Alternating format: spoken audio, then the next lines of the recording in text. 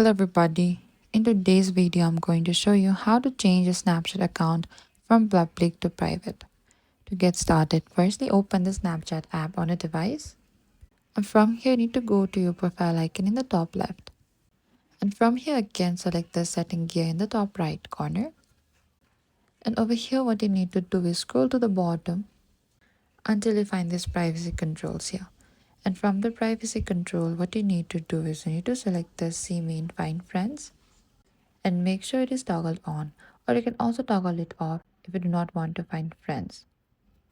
And go back again and select this activity indicator and make sure it is toggled off. If it's toggled on, you need to simply select that and toggle it off. And you need to go back again and you need to select this view my story here in the top and make sure it is only selected my friends and go back again.